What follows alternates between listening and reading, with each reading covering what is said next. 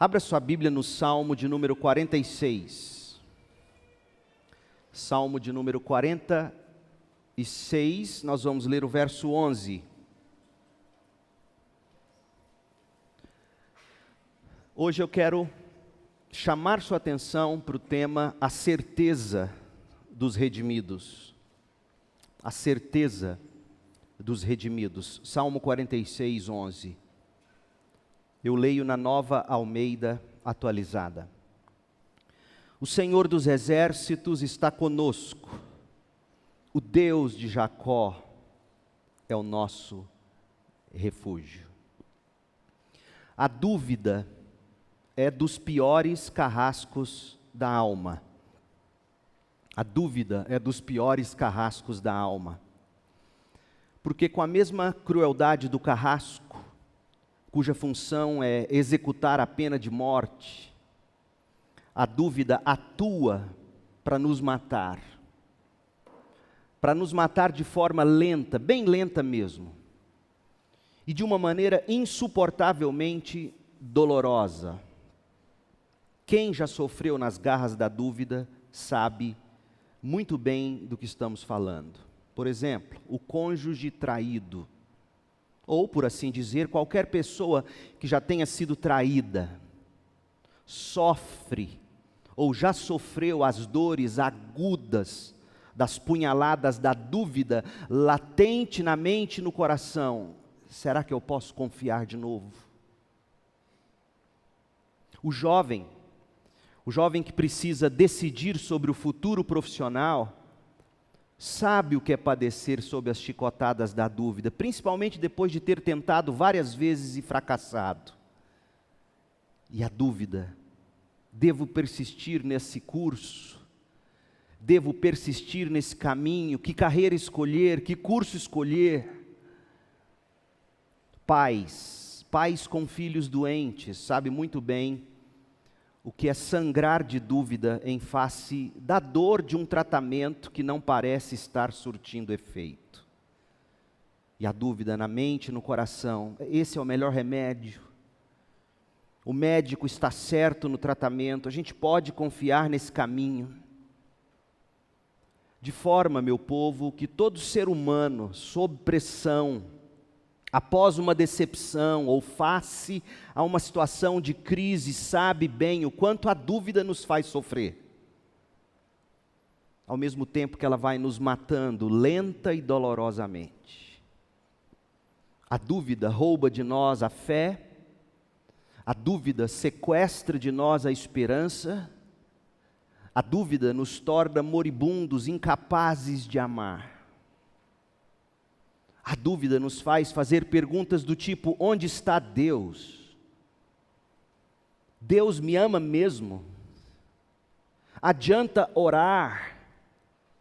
Por que Deus deixou isso acontecer? Eu não confio mais no ser humano, cansei, vou viver para mim mesmo. A dúvida é dos piores carrascos da alma.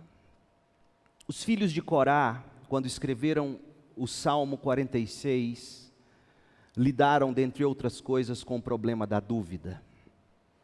Desde a semana passada, nós estamos estudando o refrão desse salmo maravilhoso, e temos visto que o objetivo do salmista, e também o nosso, é devolver a fé, é libertar a esperança, é reconstruir o amor.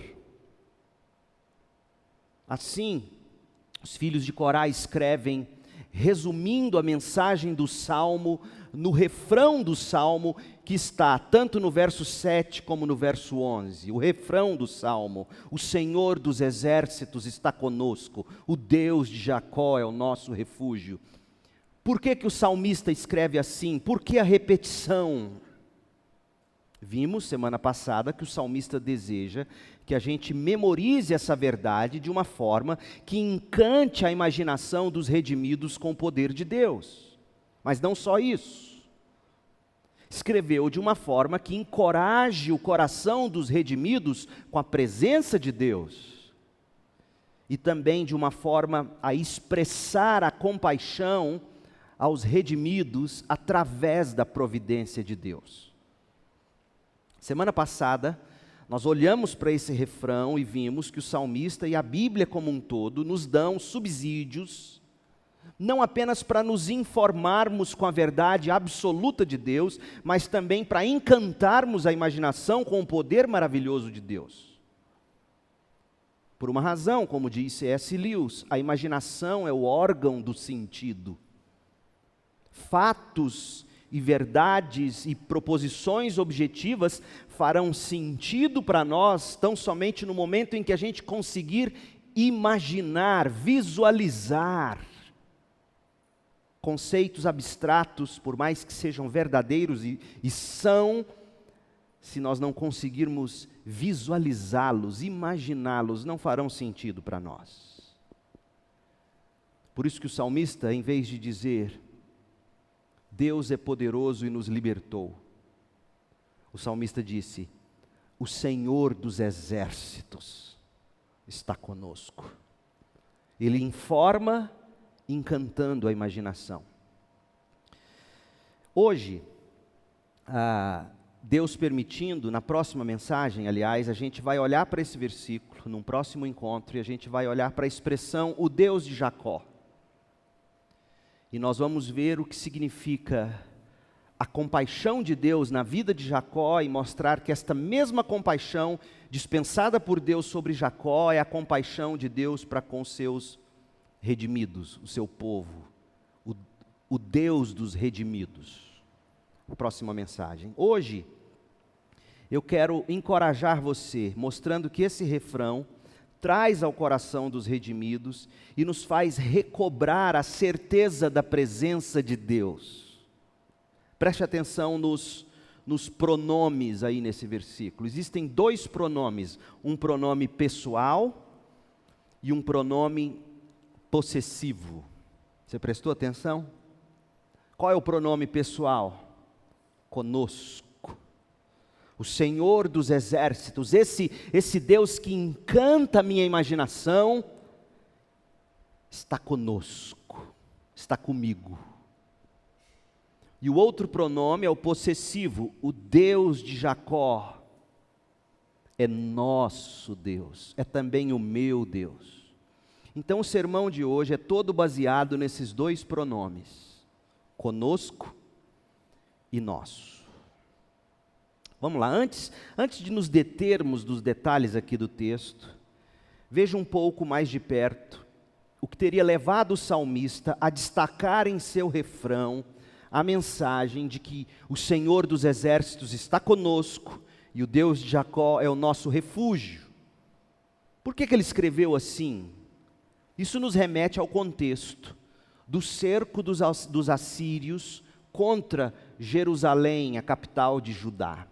Abra sua Bíblia em 2º livro dos Reis, 2º Reis capítulo 18. Porque o povo de Israel conhecia muito bem o pano de fundo desse salmo, nós nem tanto. E vai nos ajudar quando a gente enxergar por que os filhos de Corá estão dizendo, o Senhor dos exércitos está conosco. O Deus de Jacó é nosso refúgio. Veja, na época em que a Síria fechou Judá, fechou Jerusalém, Ezequias era o rei de Judá. Ezequias era um homem temente a Deus. E preste atenção nas informações que o autor do 2º livro dos Reis nos dá sobre quem foi Ezequias e o que ele fez. Porque a gente aprende uma lição muitíssimo importante. Mesmo os homens de Deus padecem, de tempos em tempos, sob as garras da dúvida. Quando o tentador nos cerca, visando nos destruir. Veja como começou o reinado de Ezequias. Ezequias, 2 Reis 18, verso 1. Ezequias, filho de Acás, começou a reinar em Judá no 3º ano do reinado de Oséias, filho de Elá, rei de Israel. A nação de Israel já estava dividida, reino do norte, Judá é Israel, reino do sul, Judá. E o autor aqui conecta mostrando o período vivido em Judá é correspondente a tal período lá em Israel. Ezequias começou a reinar, ele tinha 25 anos, jovem, portanto, em Jerusalém. Ele reinou por 29 anos.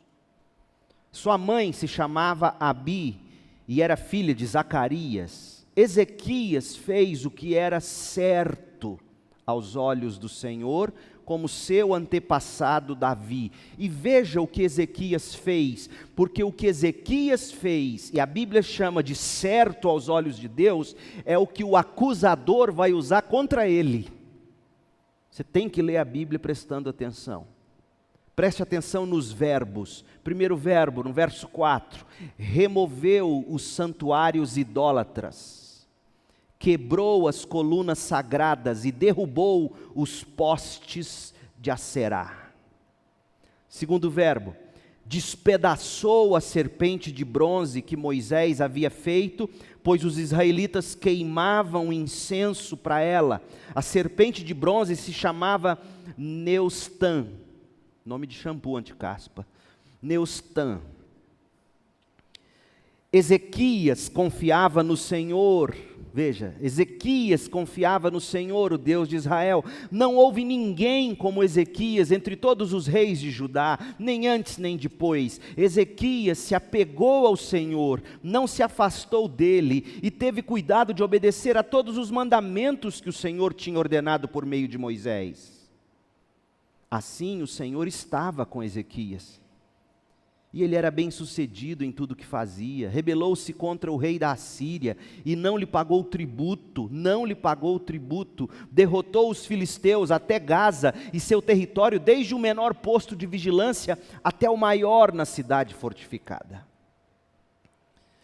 Então, do 4º ano do seu reinado em diante até o 6º, Ezequias testemunhou, e é o que o texto agora passa a narrar, o estrago que os assírios fizeram lá em Israel. Então, o que o autor de Reis quer nos mostrar é o seguinte: enquanto Judá está aqui no sul, com seu rei Ezequias, pondo ordem na casa, trazendo Israel para a adoração do Deus verdadeiro, os assírios estão lá no norte, pegando Israel e massacrando Israel. Verso 12, olha o que diz: Isso aconteceu lá com Israel, porque eles não ouviram nem obedeceram ao Senhor seu Deus. Em vez disso, violaram a aliança, todas as leis às quais Moisés, servo do Senhor, havia ordenado que obedecessem.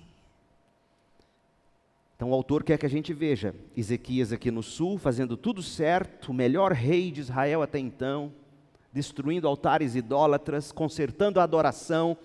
E enquanto isso, lá no norte, lá em Israel, porque eles não ouviram Deus, os assírios vêm e destroem Israel. Só que tem um problema, e isso aqui corrige a teologia de todo mundo que acha que quando a gente faz tudo certo para Deus, nada de mal nos acontece.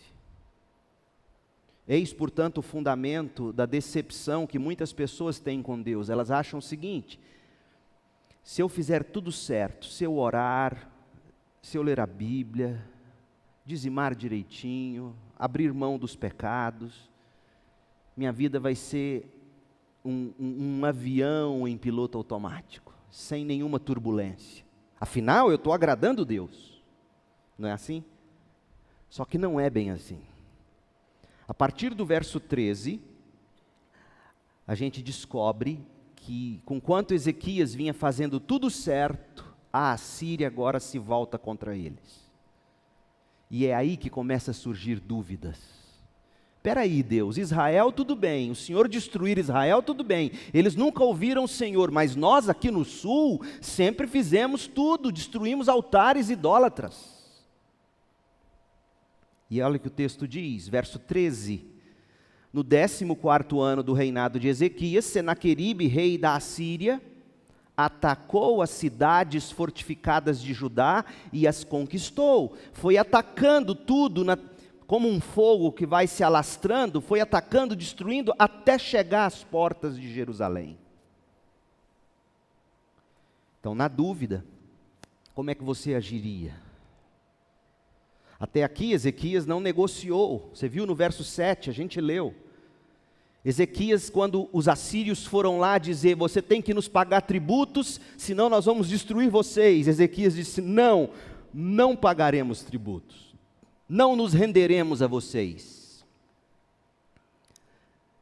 E aí Ezequias viu o estrago que já foi feito no norte, e esse povo volta a bater as portas de Jerusalém e dizem, e agora? Ezequias fica com dúvida, todos nós ficaríamos. Ó Deus, fizemos tudo certinho, e agora, o que a gente tem que fazer? E eu acho que é porque eu fui radical demais, agora então eu vou negociar um pouquinho com os assírios. Não é assim que a gente faz? Você está sendo radical demais, negocia um pouco. E é o que Ezequias faz. Porque Ezequias precisava aprender, não tinha ainda aprendido, que com o tentador a gente nunca negocia. Olha o que ele faz, quando você negocia com ele. Verso 14, Ezequias, rei de Judá, enviou a mensagem ao rei da Assíria. Cometi um erro. Que erro? O erro, lá do verso 7, quando ele resistiu à primeira investida.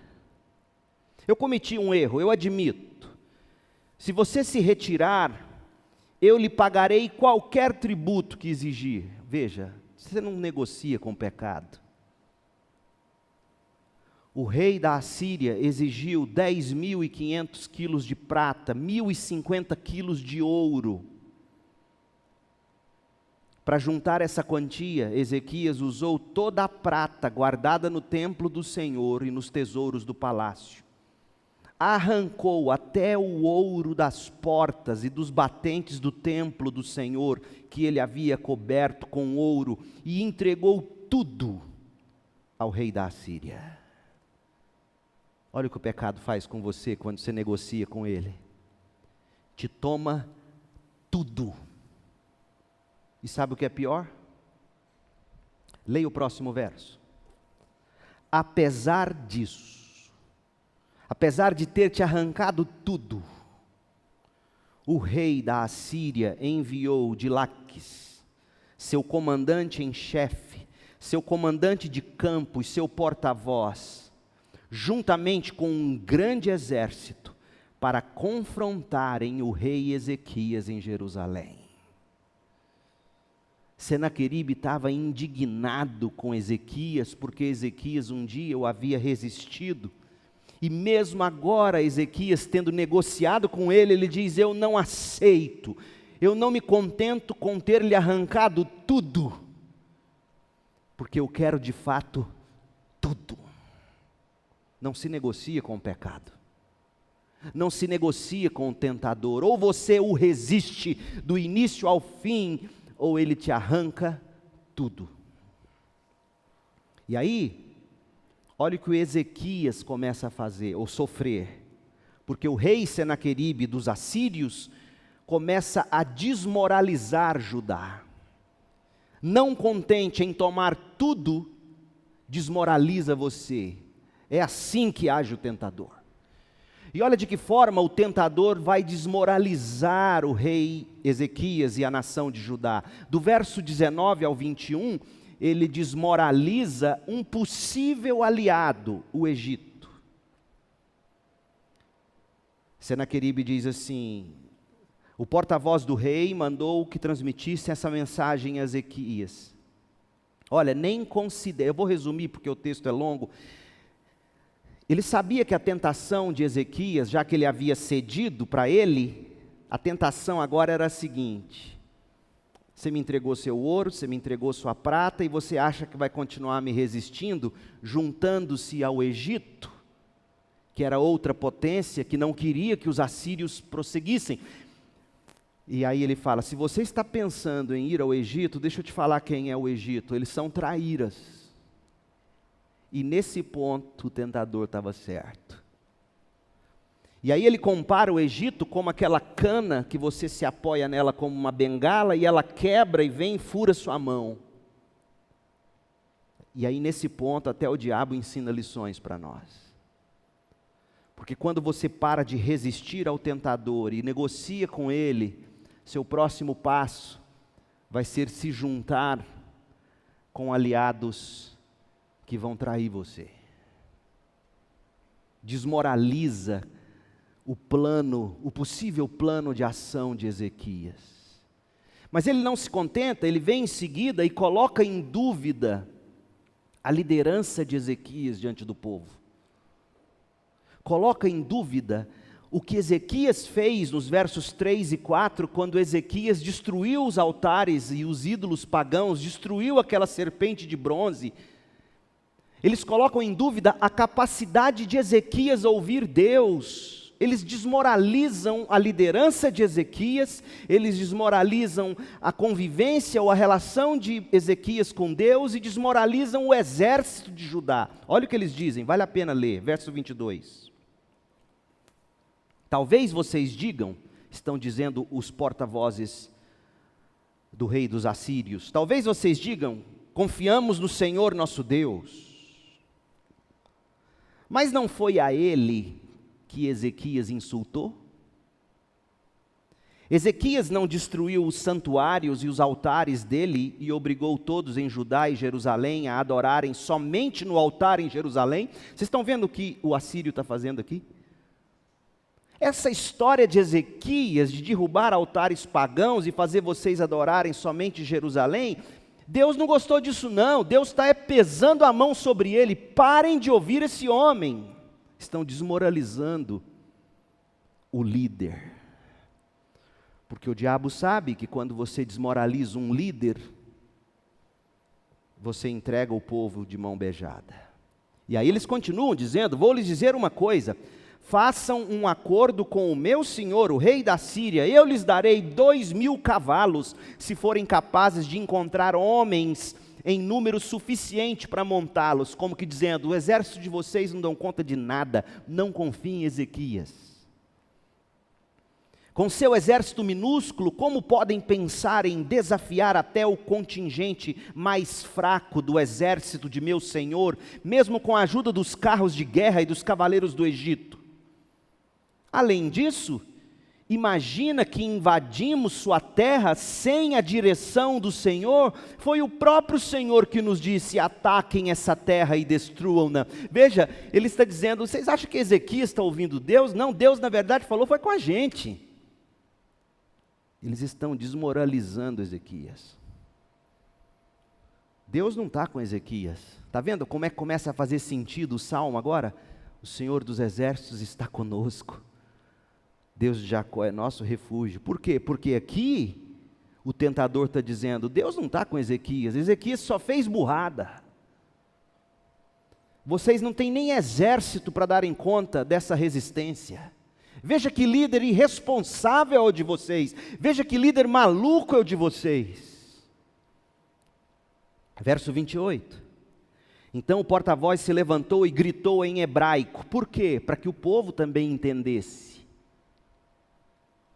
Eles não estavam contentes em apenas falar em aramaico, porque em aramaico só os líderes entendiam, e eles queriam que o povão também entendesse. E aí começou a gritar em hebraico. Ouçam esta mensagem do grande rei da Assíria, assim diz o rei, não deixem que Ezequias os engane. Ezequias jamais será capaz de livrá-los do meu poder. Não deixe que ele os convença a confiar no Senhor, dizendo, certamente o Senhor nos livrará. Esta cidade jamais cairá nas mãos do rei da Assíria. É por isso que o salmista está dizendo, o Senhor dos exércitos está conosco. O salmista estava combatendo ou comemorando o fato de que tudo que os assírios tentaram fazer em termos de intimidação era mentira. Então percebam como o tentador age. Você o resiste, e aí ele começa a fazer estragos noutros ao seu redor, o reino do norte, te intimidando. Você está resistindo, e ele está destruindo. Você está vendo a destruição dele. Aí ele chega na sua porta de novo. Aí você começa a negociar com ele. Você dá tudo o que ele pede, ele te arranca tudo. Não contente, ele volta. Porque ele não se contenta com menos do que sua própria vida.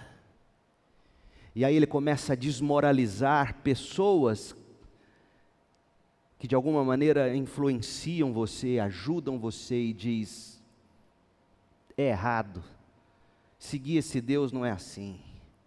Ouvir esse homem que não ouve Deus, Deus na verdade falou foi comigo. Seu exército não dá conta de nada. E fica incitando todo mundo ao seu redor. E não contente, o pecado começa a fazer promessas mentirosas a você. Olha o verso 31. Eles desmoralizam Ezequias e fazem uma promessa mentirosa para o povo. Verso 31. Não deem ouvidos a Ezequias. Ouçam as condições que o rei da Assíria oferece. Rendam-se e ouçam o que vocês receberão. Façam as pazes comigo, abram as portas e saiam, parem de resistir. Porque os soldados estavam cercando Jerusalém resistindo, eles disseram: para com isso, não resistam mais, abram as portas, saiam. Então cada um de vocês continuará a comer de sua própria videira, de sua própria figueira, e a beber de seu próprio poço. Veja as promessas mentirosas. Depois providenciarei que sejam levados a outra terra como esta, uma terra com cereais e vinho novo, com pão e vinhedos, com olivais e mel. Escolham a vida e não a morte. Veja que o tentador usa palavras do próprio Deus. Porque essa terra que o tentador está prometendo para Judá é a terra que mana leite e mel que Deus prometeu dar ao povo quando tirou eles do Egito. Essa linguagem, escolham a vida e não a morte, é a linguagem de Deus lá em Deuteronômio para o povo. Não vão pelo pecado, escolham a vida. O tentador é cínico. O tentador é convincente. Convincentemente cínico. E não contentes, os assírios colocam em xeque a fé e a esperança de Judá na oração e no Deus que ouve orações. E a última então, tacada do inimigo é dizer: não adianta vocês orarem. Olha o verso 32. Não deem ouvidos a Ezequias quando ele tentar enganá-los dizendo: o Senhor nos livrará. E olha a jogada desses homens aqui. Acaso os deuses de alguma outra nação livraram seu povo do rei da Assíria? O que aconteceu aos deuses de Ramate e de Arpade? E quanto aos deuses de Sefarvaim, de Rena e de Ivá? Acaso algum deus livrou Samaria do meu poder? Qual dos deuses de qualquer nação foi capaz de livrar seu povo do meu?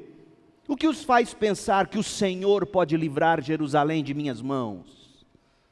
Não adianta vocês orarem, todos os outros deuses, todas as outras nações oraram, e o meu rei destruiu todo mundo. Para que vocês vão continuar orando? Rendam-se. O que você faz numa situação assim? Você tem dois caminhos. Ou você deixa a dúvida te vencer, e você finalmente rende às tentações, ou você faz num surto de sobriedade o que Ezequias fez.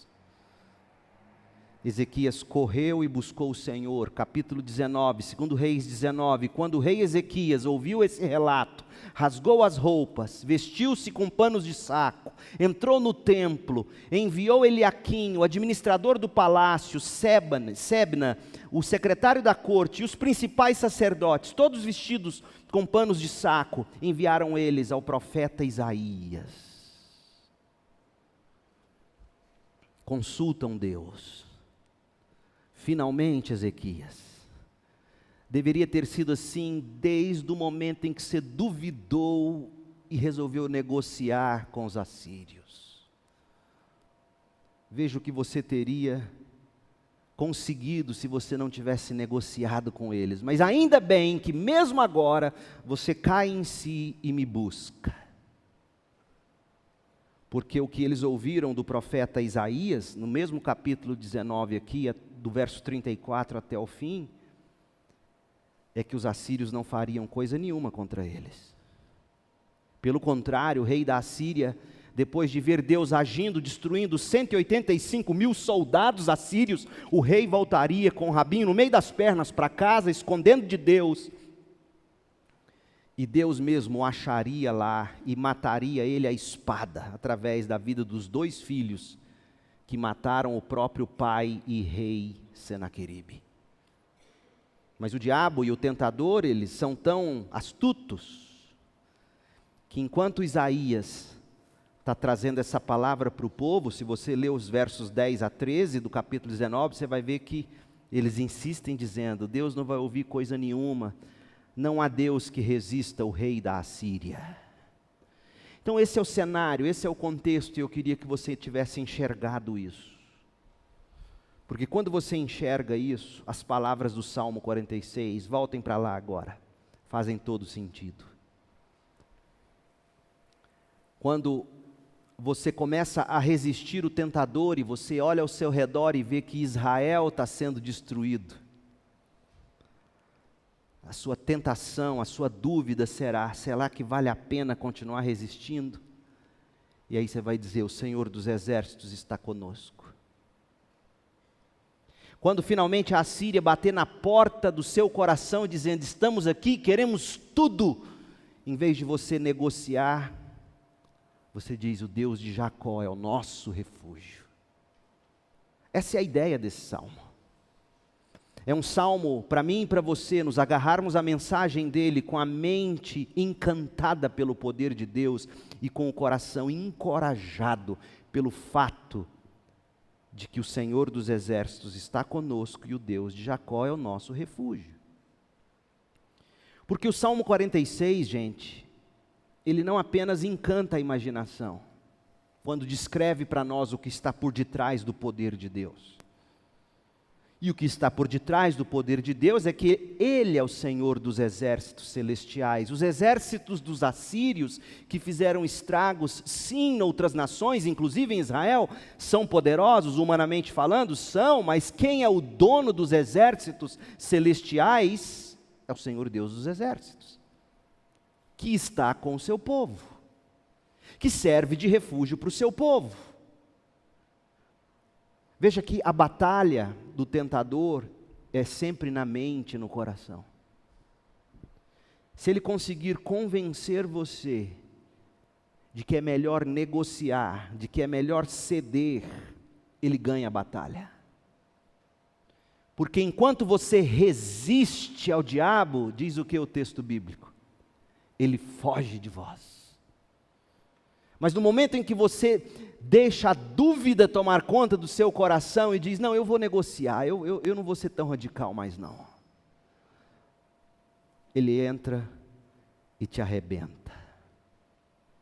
Duas são as perguntas básicas que ficam na mente de quem começa a duvidar de Deus. Primeira, será que Deus se importa conosco? E segunda, será que Deus de fato age cuidando de mim? Será que Deus se importa comigo? É a pergunta que te faz duvidar de Deus. Será que Deus se importa comigo? E a pergunta, será que Deus age mesmo? É a pergunta que faz você parar de orar. Não é assim? Não adianta orar. Se tiver que acontecer, vai acontecer. Aconteceu porque tinha que acontecer. Não é assim que tantas vezes a dúvida, os problemas nos destroem. Mas vem o salmista e diz, primeira pergunta da dúvida: será que Deus está de fato conosco? A pergunta sim. O Senhor nunca deixou de estar conosco. E essa distância, que já era pequena entre o Criador e o seu povo, tornou-se ainda menor, quando Cristo se fez carne e habitou entre nós. É isso que diz João 1, de 1 a 4, aquele que era desde o princípio, que era Deus, estava com Deus, todas as coisas foram feitas por meio dele, esse se fez carne e habitou entre nós. Viveu sem pecado, morreu na cruz e disse, ao ressuscitar, é melhor que eu vá, para que eu envie o meu Espírito Consolador, e eu e o Pai faremos em vocês morada. Não é que Deus simplesmente esteja conosco, é que Ele está em nós. E mais forte é o que está em nós do que aquele que está no mundo. Não é assim que diz as Escrituras? Sim, os assírios virão, tentarão você, intimidarão você, jogarão dúvidas na sua mente, no seu coração, vão tentar destruir sua fé, fazer você parar de orar, vão destruir pessoas ao seu redor, para dizer, está vendo? Não adianta, não tem Deus que pare esse tentador. Mas a mensagem do salmista é, o Senhor dos exércitos está conosco. Alexander MacLaren foi um grande pregador batista na Escócia. Ele viveu meados do século XIX até 1910, quando ele morreu. Pregando nesse Salmo 46:11, na expressão, o Senhor dos exércitos está conosco. Olha o que ele diz, pregando para as suas ovelhas. Abre aspas, através de todas as eras, o próprio Cristo está com toda pessoa que o ama, e Ele habitará conosco, e nos abençoará, e nos susterá até o final. A presença de Deus significa a simpatia de Deus, o conhecimento de Deus, a ajuda real de Deus, e tudo isso será nosso, se desejarmos. Em vez de cambalear diante da aparente improbabilidade de que um ser tão transcendente e poderoso deveria se curvar de seu trono, de onde Ele mesmo domina sobre o universo, para entrar na estreita sala do nosso coração, em vez de duvidar que esse Deus transcendente habita em nós, vamos, em vez disso, elevar-nos ao êxtase do salmista atônito de encanto, quando olhando para a libertação que havia sido proporcionada a Judá, tornou-a como a principal convicção que o levou a escrever em chamas sobre o coração, o Senhor dos exércitos está conosco, Deus se importa sim conosco. A primeira coisa que o diabo quer colocar no seu coração na hora do sofrimento é dúvida.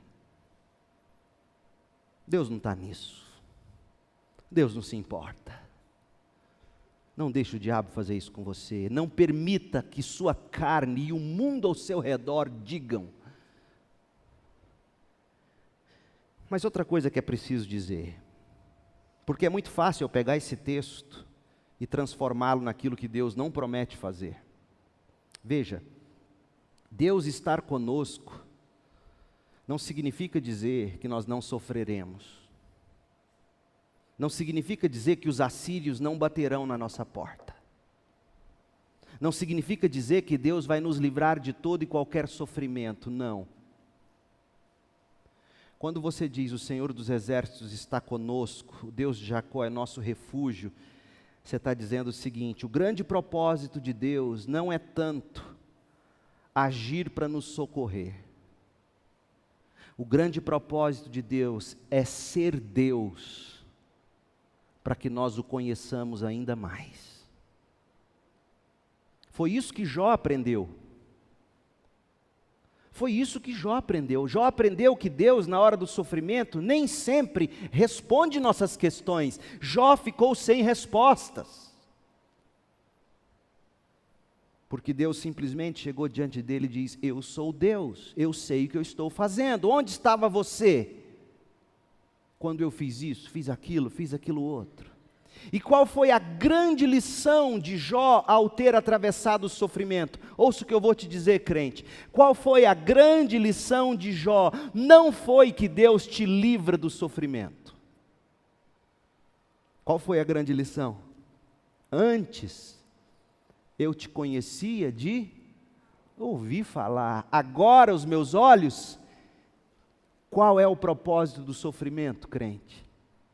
Ver Deus. Muitos se decepcionam com Deus porque acham que Deus é Deus somente quando livra do sofrimento, livra dos assírios.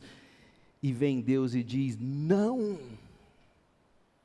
Há momentos que eu não vou nem responder às suas perguntas, porque a grande lição é, aprenda de mim, conheça-me, adore-me por quem eu sou. Seus olhos precisam me ver. E há um tipo de conhecimento de Deus que a gente só adquire no sofrimento. Há um tipo de percepção de Deus, de comunhão com Deus, que só será possível na hora da dor. E Deus, portanto, nem sempre irá matar 185 mil assírios para nos libertar. Mas Ele sempre estará conosco para dizer: o Senhor dos exércitos está conosco, o Deus de Jacó é o nosso refúgio. John Piper, ele foi acometido de um câncer de próstata há alguns anos, e na noite anterior ao dia da cirurgia de próstata, ele escreveu um artigo com 10 pontos, intitulado, se você der um Google depois na internet, você vai achar o artigo, Não Desperdice Seu Câncer. Digita que você vai achar. E aí ele apresenta 10 maneiras de alguém desperdiçar um câncer. E olha o que ele diz, na questão de número 5.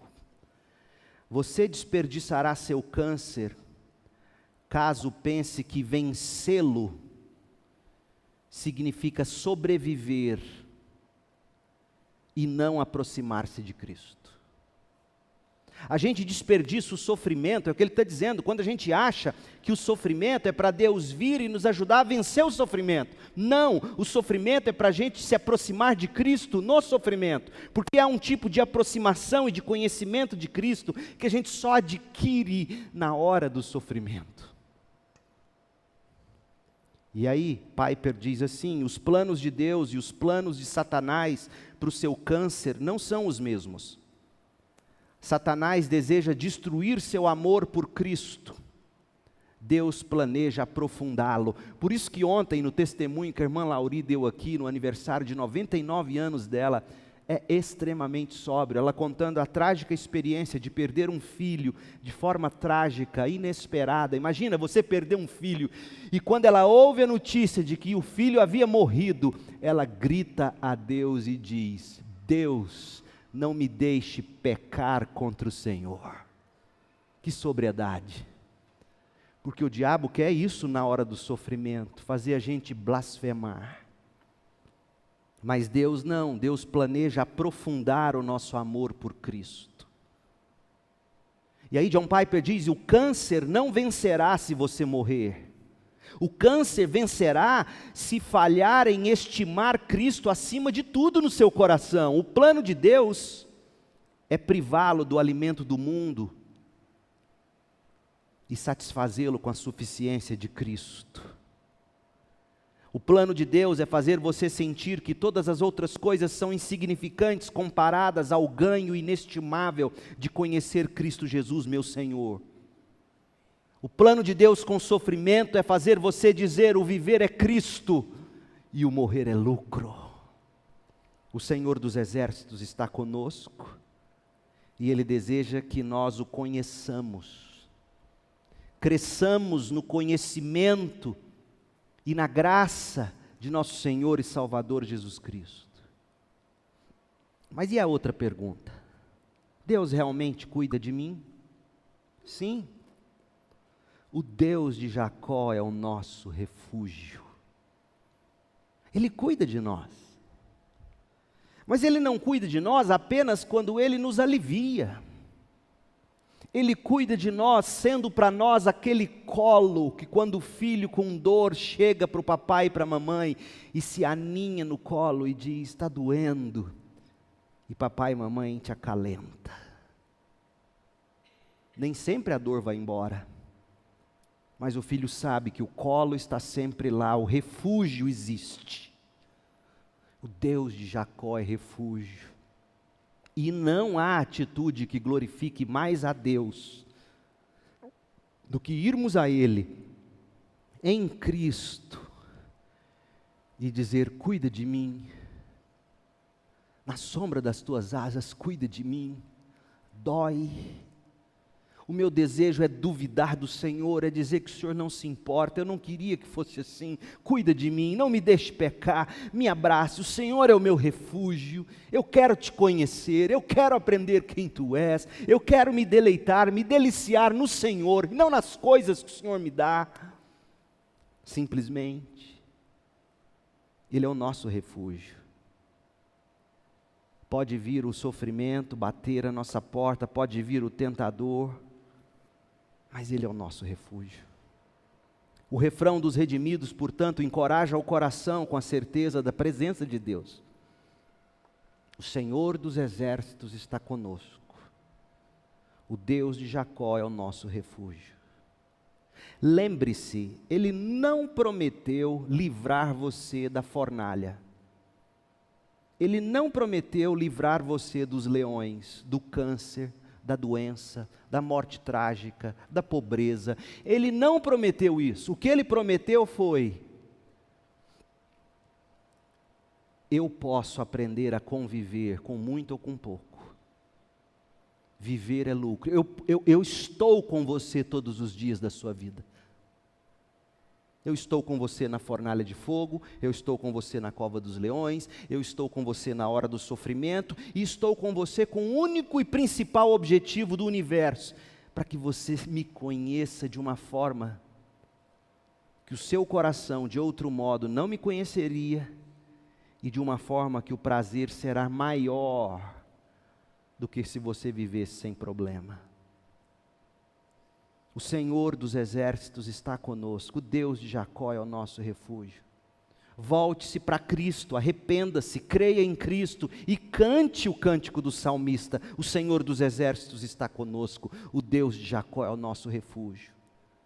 Não deixe a dúvida apunhalar você, não deixe a dúvida massacrar você, não permita que a dúvida te leve a negociar com o tentador. Não, o Senhor dos exércitos está conosco, Deus de Jacó é o nosso refúgio. A nossa certeza, meu povo, é essa. Eu seria um charlatão se eu prometesse para você vida mansa. Eu seria um charlatão se eu prometesse para você, faz para Deus que você não vai ter problemas, que você vai ser rico. Isso é mentira. Agora, o que a palavra me garante, e com a autoridade do Senhor, no poder do Espírito Santo, eu te garanto, seja como for, onde for e quando for, o Senhor dos exércitos está conosco. O Deus de Jacó é o nosso refúgio. E a graça dele nos basta. É melhor do que a própria vida. Que Deus te abençoe e te leve para Cristo. E encante o seu coração com Cristo. E quando nós voltarmos para este versículo, para este refrão, eu quero olhar para a expressão: o Deus de Jacó é o nosso refúgio. Por que o Deus de Jacó? Por que não o Deus de Abraão? Por que não o Deus de Moisés? Por que não o Deus de Davi? Por que o Deus de Jacó? Venha e nós vamos juntos estudar sobre o Deus dos redimidos. Feche seus olhos e ore comigo. Pai, em nome de Jesus, aplique esta palavra ao nosso coração. Renova o nosso coração com fé nesta promessa. Liberte a nossa esperança de forma que possamos amar como o Senhor nos amou, como o Senhor nos ama e para sempre nos amará. O Senhor dos exércitos está conosco, o Deus de Jacó é o nosso refúgio. O Verbo se fez carne e habitou entre nós, e vimos a sua glória, glória como do unigênito do Pai, cheio de graça e de verdade. Ó Deus, isso nos basta. Dá-nos essa certeza e essa alegria. Conforte, console o coração da irmã Alta e de toda a família enlutada. Conforte os filhos do seu Mozart. Deus querido, abençoe o nosso coral na ida deles à primeira igreja, que eles possam abençoar ali aquele povo. Que o Senhor possa levá-los e trazê-los em paz. E nos abençoe também à noite aqui com uma comunhão fortalecedora. Que a graça do Senhor Jesus Cristo, o amor de Deus o Pai, a comunhão e as consolações do Espírito estejam sobre nós, o teu povo, hoje e para todo sempre, em nome de Jesus. O povo de Deus diz: Amém.